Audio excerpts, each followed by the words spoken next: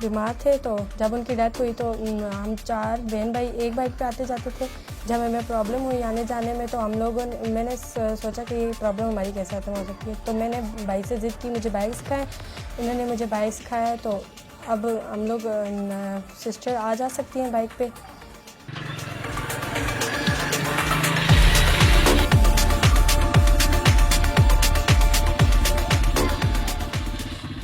लोगों ने बहुत कहा बाइक लड़की चलाती है, उन्होंने बहुत मजाक उड़ाया, लेकिन फिर भी मेरी अम्मी ने मुझे सपोर्ट किया है, मुझे बाइक चलाना सिखाया है और मैंने अब चला सकती हूँ।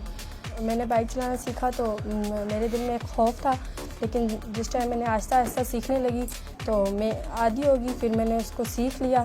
तो मोहल्ले वाले बहुत मजाक उड़ाते थे, तो फिर भी जिस टाइम मैंने पहले मैं घर में चलाया करती थी, फिर मुझे भाई ने एक दिन बाहर निकाला, फिर मैंने वहाँ पे सीखा। तो अब मैंने सीख लिया हुआ है बाइक, लेकिन फिर भी मोहल्ले वाले मजाक उड़ाते हैं, लेकिन फिर भी मैं चलाती हूँ बाइक।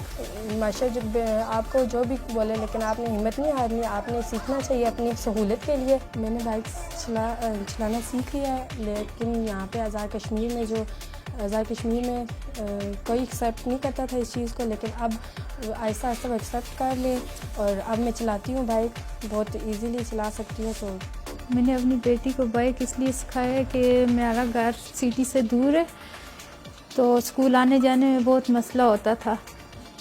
तो अब ये सीख लिया ने, अल्लाह का शुक्र है, खुद आती जाती है स्कूल। लोगों ने बहुत बातें भी की, बहुत लोग करते हैं कि बच्चियाँ क्यों चढ़ी हैं बाइक पे। मैं कहती हूँ कि ये खुद अपने पाँव पे खड़ी हुई है। मेरा एक बेटा है, वो मुश्किल से नहीं वो इतना कर सकता ना। अब अल्लाह का शुक्र है मेरी बेटियाँ खुद आती जाती हैं, साथ छोटे भाई को भी कभी कभार ले आती हैं। जो लड़कियां ऐसा रखती हैं वो खुद चलाएं, ताकि बहन अपने भाई की, बेटी अपने बाप का सहारा बन सकें और बच्चियां भी सीखें।